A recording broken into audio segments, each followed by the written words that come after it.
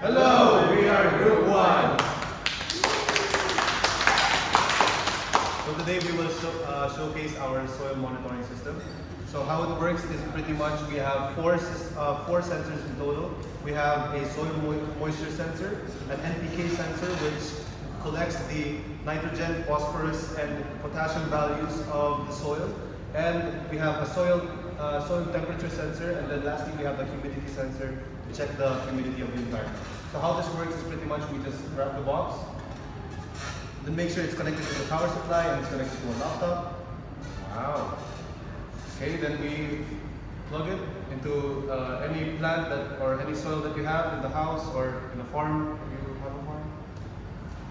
Okay, once it's plugged in, we run the code or the application, quote unquote, if I can run it. Then, after waiting for a bit, there will be numbers on the screen telling what plant is suitable for the soil that we monitor. And that's it. So just plug it in. So it's, you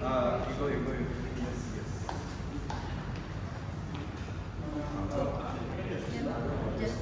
Just plug it in. And then ready to go. Yeah. Oh, that's soil. That's soil. Magulat ka. That's soil. Since we're only testing what type of soil, it'll just keep saying basil, but obviously we need to try different types of soil. Yeah. Wow!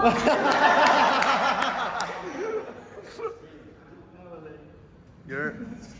The way it updates is so Yeah. Oh my god. Yeah. It's so tough. Wow. Thanks, guys.